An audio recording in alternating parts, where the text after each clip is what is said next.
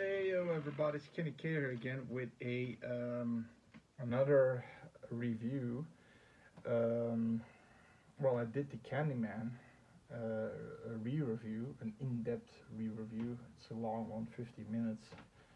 Um, but it's a movie that really you gotta give it time to explain.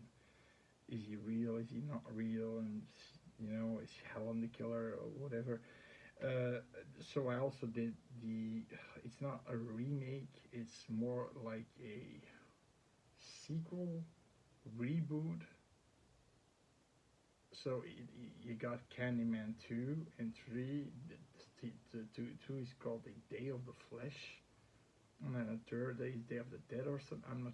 I didn't like him. I didn't like it. They're shit. They're shit. Some people like the second one, but I didn't like him. But again, he falls in love with this woman, and Candyman is horny. Now, in this movie, this basically retcons the second and the third one, but does keep a lot of references from the first one. So this is actually a sort of sequel, but a little bit rebooted. Why? Well, I'll tell you in a minute. First of all, the Candyman from 2021. That's the newest one. It gets a 5.9 out of 10. It gets a 5 for me. It's a one-time watch. The reason why is because it didn't have that awesome soundtrack from the first one, that foreshadowing, creepy music. It didn't have Virginia Madsen and Tony Todd just carried that movie, and you don't have them in this movie, and you feel it, you see it, you know. Instead, we have the director's Nia Da Costa. Never heard of her.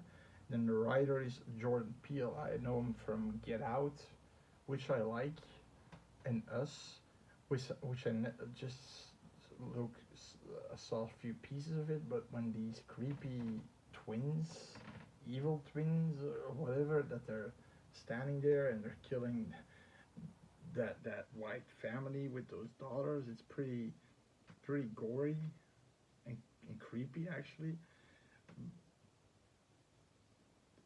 But he's a good writer. He's a good writer.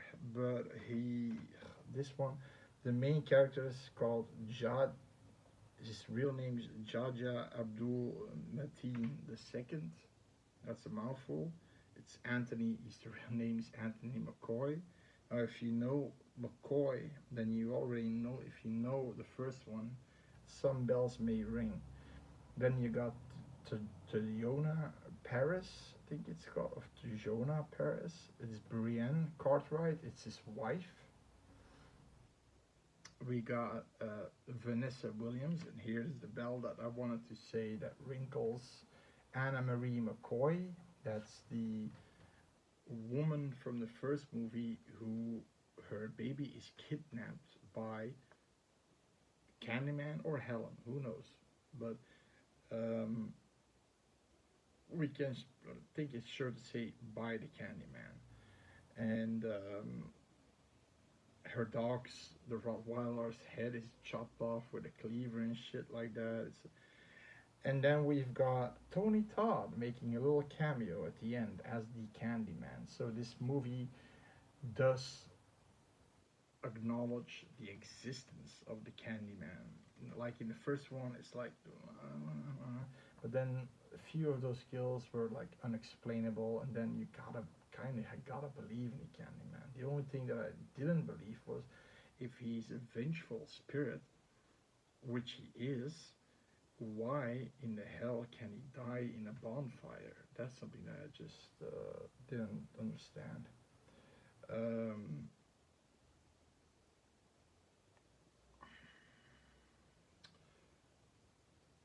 Now,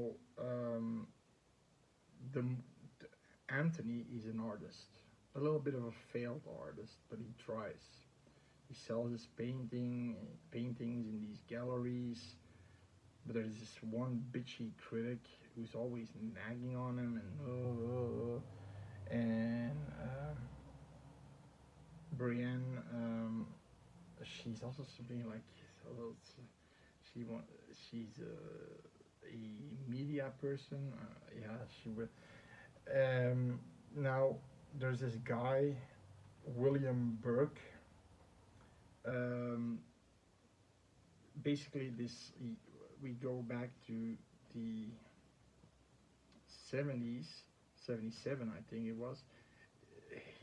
But then what I don't understand is the Candyman at that point was re, it was the OG Candyman back then. Who, by the way, his real name is in this one revealed. Daniel Robotel. That's the real Candyman's for the first one, Tony Todd. Daniel Robotel. Um, so I thought, okay, he's the Candyman back then, right? Now, the, somebody comes out of the wall. A guy named Sherman, black guy, also has this coat, and he wants to give the kid some candy. Apparently, in the candy are these razor blades, and the kid screams, "Ah!" And there were cops in the neighborhood. Cops come in, they see the guy, they hit him to death, basically. Corruption again, white cops beating black men, corruption. Now, the Candyman, the original one, actually, the reason why he became a vengeful spirit, not just a spirit, and he's sort of stuck in limbo. That's why you can see him. It's like he's not unseeable. He became a vengeful spirit because he was killed unjustly, like Sherman was killed unjustly. No, he didn't come out of the wall. He just gave him some candy, but it was a little bit retarded, and that's what I had. That was my impression of it. Everybody was nice, and he gets killed in a horrible way, and he becomes the new Candyman. So what happens that later that night, William Burke, as a young boy, he plays the antagonist in this movie. Actually, he's not the Candyman or Sherman the Candyman, but he still gets, if you call him, you get killed, you get hooked, right? But he's the instigator of everything. So what happens is the Candyman Sherman came back that night to kill his sister and her best friend, and he was there too, and he looked at Sherman from like just with an evil look, and he disappeared. So he kind of took his revenge, you know. And that's when William Burke wanted to sort of get revenge against Candyman Sherman, is how we deal with the fact that these things happen. This is still happening.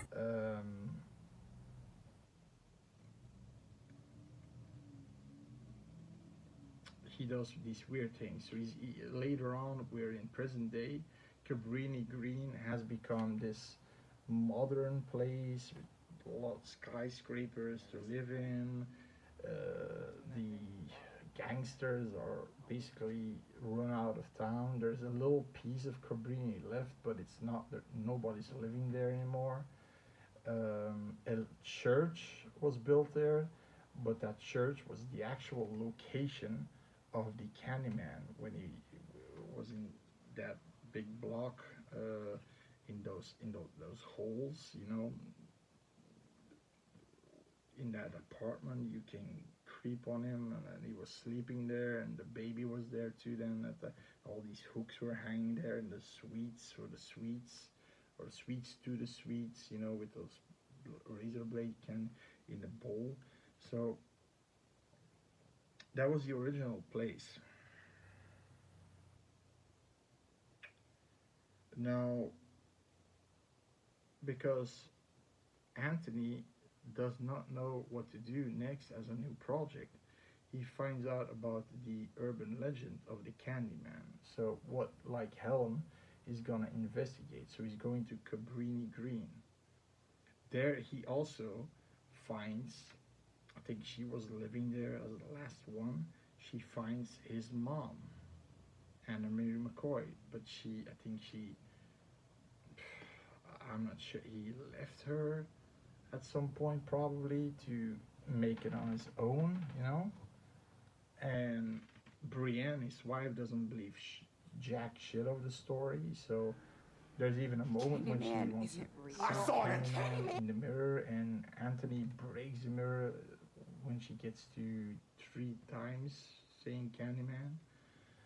Um, and Anna Marie McCoy says, we don't talk about it. We don't. And the thing about this movie that sort of pissed me off was they, and that's the reason why I'm not a big fan of it.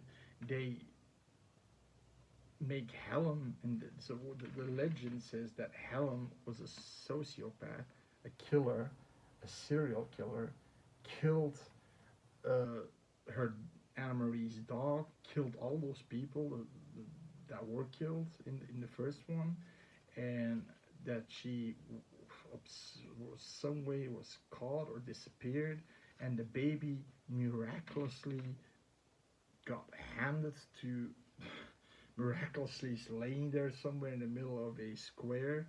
So it's such a stupid thing, because at some point he finds a dossier in the campus of Helen's, you know,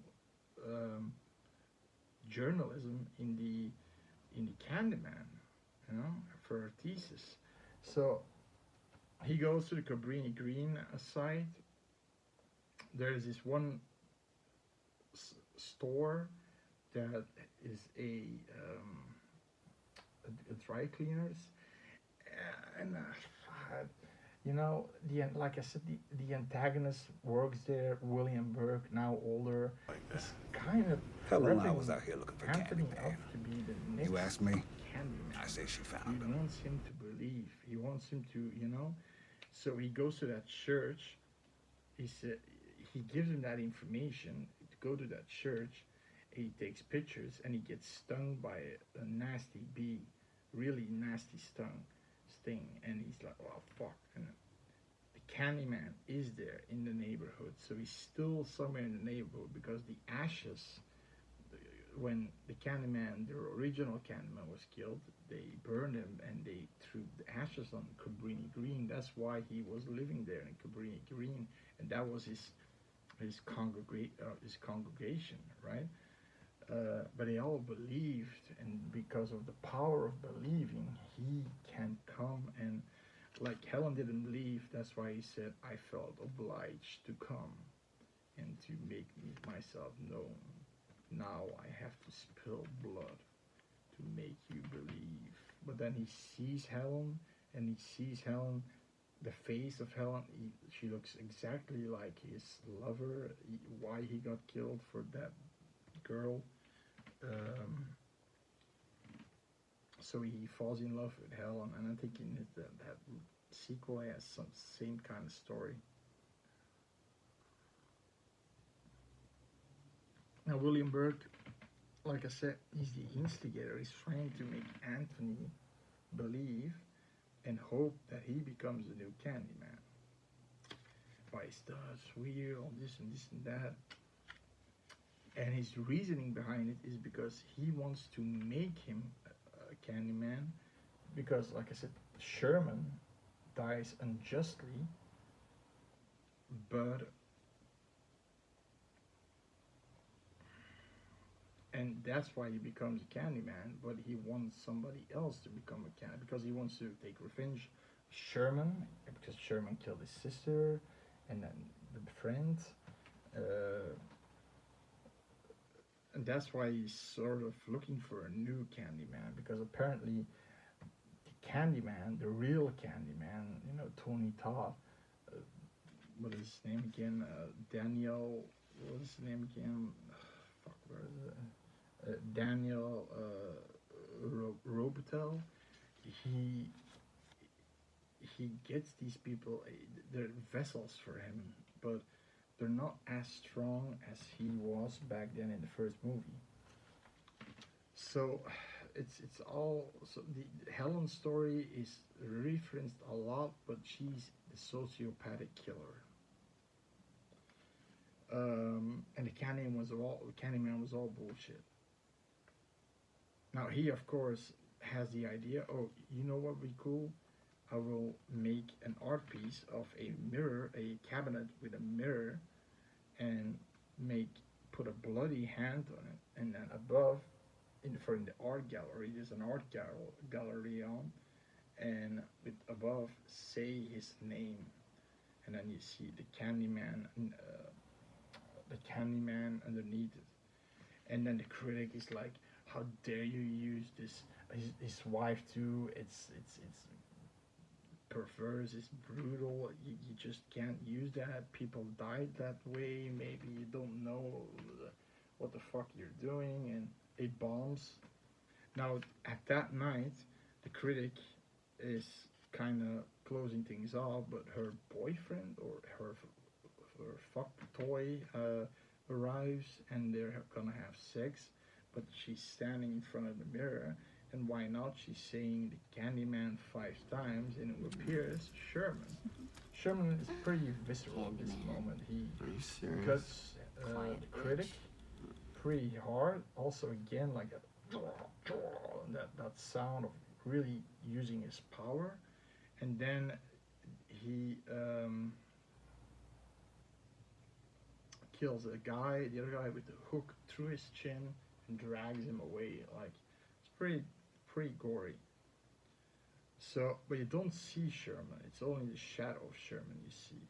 There's another kill where I think it was a lawyer or a shrink. I'm not really sure. I got it because actually I did not see the movie, but I still know a lot of the movie to say if it's good or not, and what are the best parts or the lesser good parts.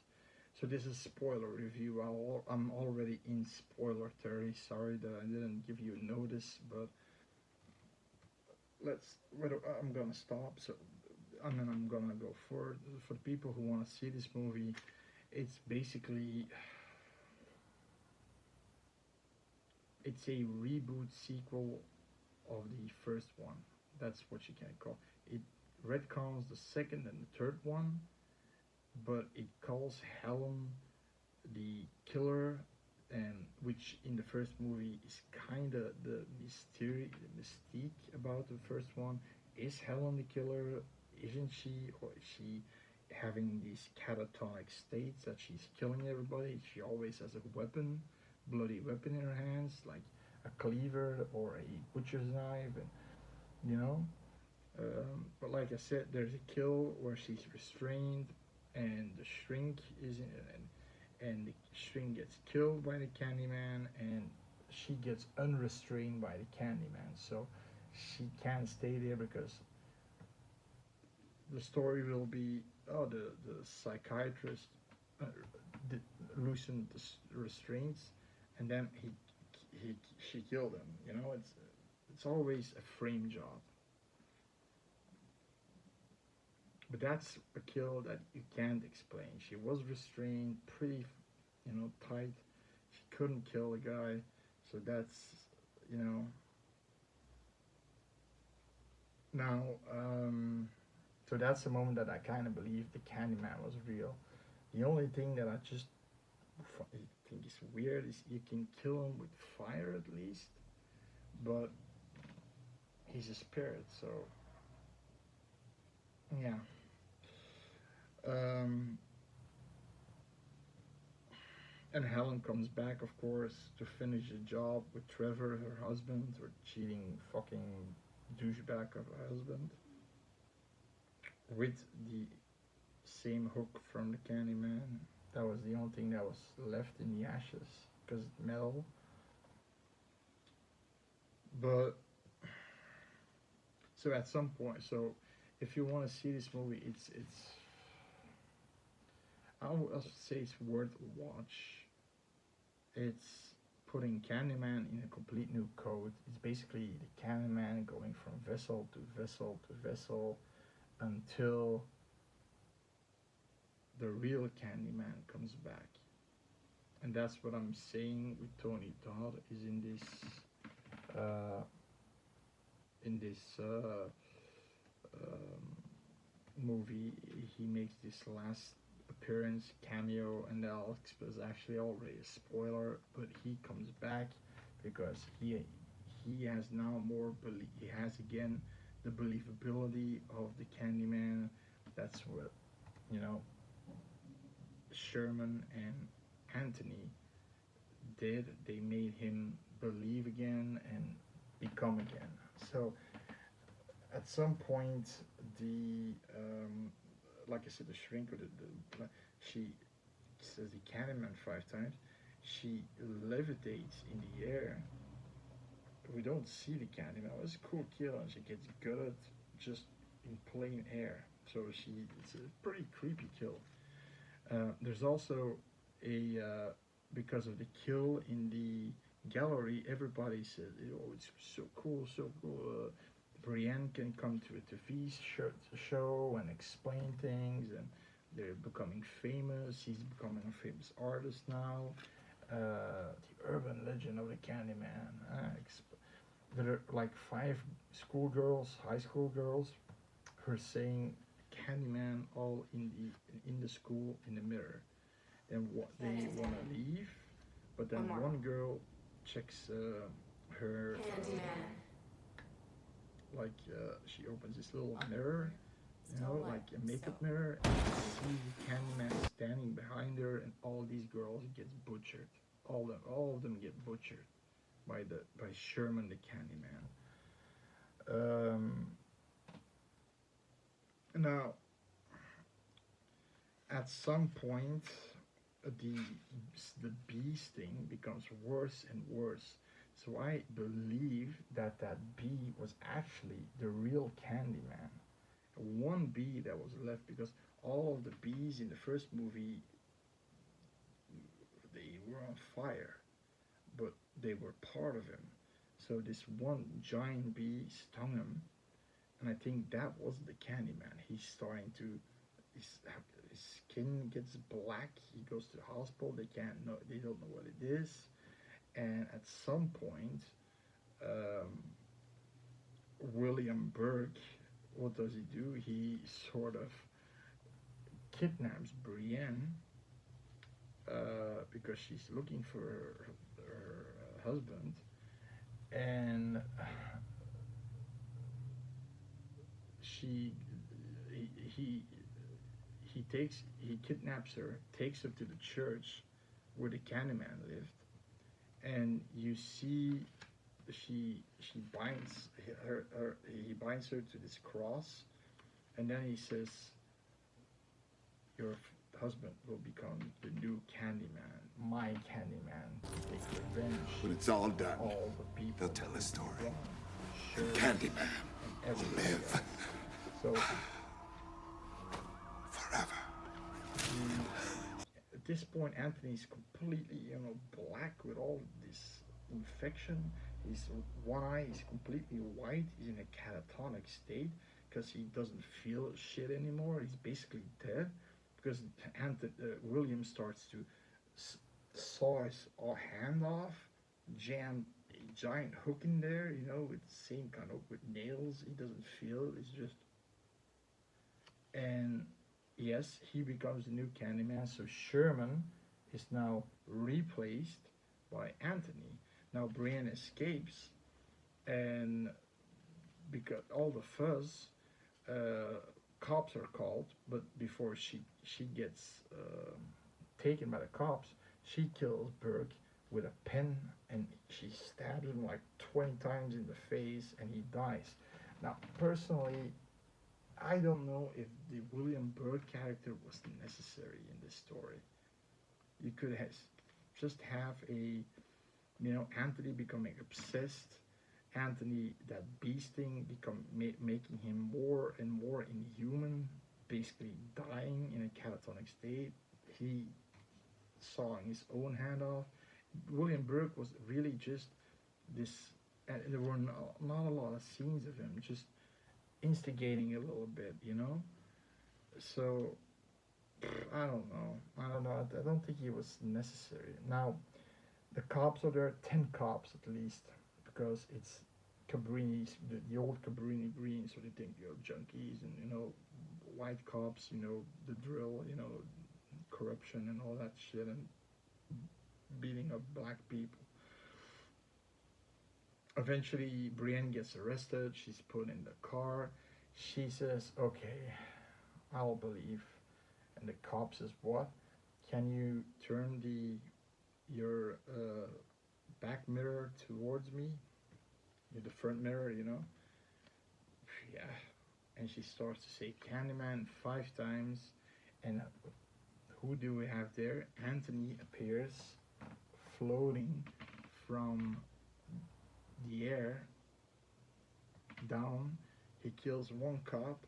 Then a few other cops, like 2 or 3 cops, are shooting at him.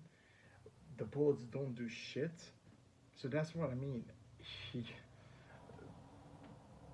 in the first one, Helen put a hook in his neck. It didn't affect him. He pulled it out, and it's like not blood, but water sprayed out of it. Weird. Fire apparently can kill him, but they're shooting. It doesn't work. He kills those 3 cops. Gutting them. Killing them in horrible fashions. The cop in the car was the least corrupt one. He goes out. He takes Brienne out. He gets killed at the same time. All the cops get killed. There are a few cops shooting at him, but he disappears, and he's standing in front of them. Opla, got it. Now, there's one cop that kind of made it out. He's in an alley, but Brienne hears him scream. So she's going to look. You see the Candyman gutting him, and then what happens is he turns around, sees Brienne, and who do we have there? Tony Todd. Tell And he says, the only thing everyone. Tell the story. Tell the story. Tell the story. Obliged to come. That's that voice that he had. Tell the story. Believe. And then he goes away. It's weird because he never left a witness. He never left. His MO in the first movie was never leave a witness. But he kept Helen alive because he was in love with Helen. If he wasn't in love with Helen, there's a moment where I think he wanted to kill her in the apartment when her best friend comes by.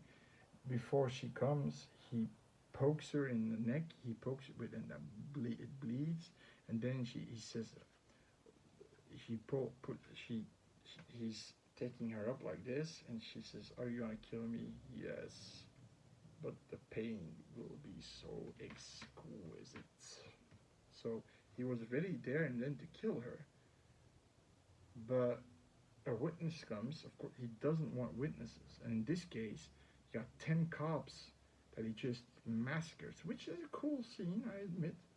I've never seen the Candyman doing something like that. And then leaving Brienne alive, basically as a catalyst to tell the story that the Candyman is real.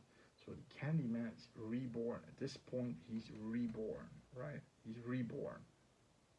10 cops slaughtered with a hook, a witness, and that's the point of the movie, okay? Thing is that these cops were all kind of corrupt, I mean, white cops beating on black guys, so that's the vengeful spirit in his, there's some people that you can say, why did he kill Bernadette in the first movie, the BFF?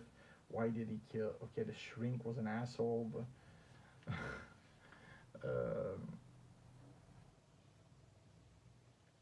so he's not only a vengeful spirit, but he's a spirit that people who say his name 5 times, I think he sees them as they do not believe in him. You know what I mean? it's almost like a provocation in a way. I think so. In any case, this movie, okay, what is it? Listen, is it a good movie? It's worth a watch. Like I said, I give it a five. It's it has some cool kills in there, the Candyman style. You've got Tony Todd. Oh, even if it's for a minute, you had got him. But I didn't like Anthony as much. Helen was a lot more an interesting character because she didn't believe. She provoked him, and yeah, and that frame job that she to keep it an ambiguous, and they wanted to give their scripts scenes of the script that they wanted to keep everything a bit ambiguous, even with the shrink that her straps were loose and that she could have killed everybody who died could have been killed by Helen. So they wanted to keep it, and the ending, the girlfriend would kill Trevor because of jealousy and anger, because he's in love still with Helen and mourning over Helen. So I think they did the right choice. Of course, the Helen thing at the end makes it a little bit weird because she doesn't become a legend, but in this movie she becomes a psychopath. I did not like that at all. That they made her a psychopath because it was a very sad. She and then the baby miraculously appears somewhere to Anna Marie, and and the ending was sad, beautiful and sad because she redeems herself by killing herself for the baby to rescue the baby. So it's a sad ending, a bittersweet ending, and then she takes revenge on Trevor for fucking around, and that was good, but weird that Helen's now this candy woman. So, and in this one, it's just all black people because Candyman's black and it has to be a black person. The Candyman was always alive. That bee probably was him stinging Anthony, making him a potential vessel. And Sherman was replaced. You don't hear him anymore. Then you get Anthony being the new Candyman because he already was dead by the poison of the bee was so strong that he got wide eyes, he was foaming, he looked terrible, and hand being sawed off and a hook being punched in and didn't feel it in it. So he was actually dead at that point.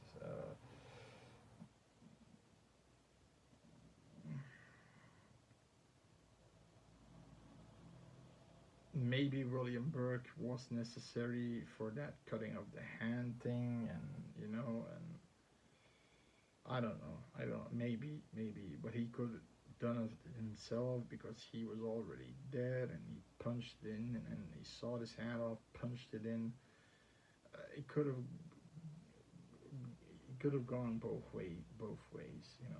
The ending is super cool, um,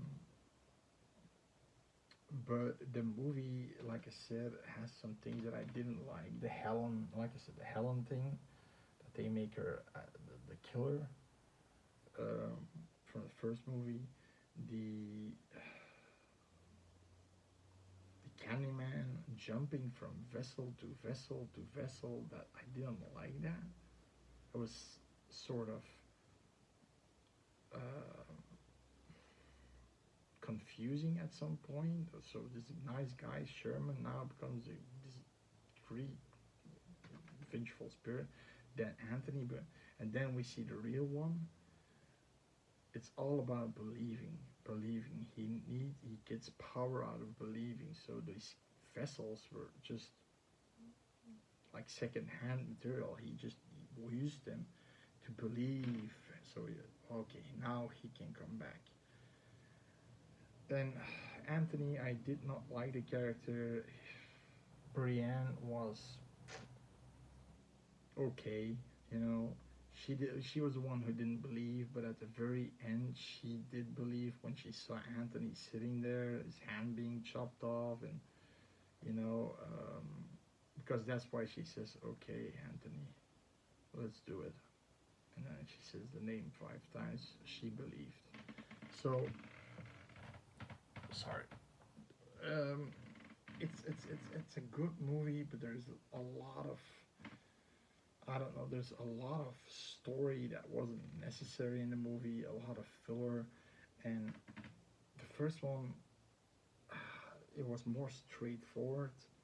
You got Helen as a journalist, really being a bulldog, biting on this legend, but not believing in it, provoking the Candyman, and the Candyman comes. He sees her as his lover, and you know, and the Candyman was in the first one was way more intense, and the kills were way more, in my opinion, mean spirited. When he's just, you know, fucking piece of shit, jamming that hook.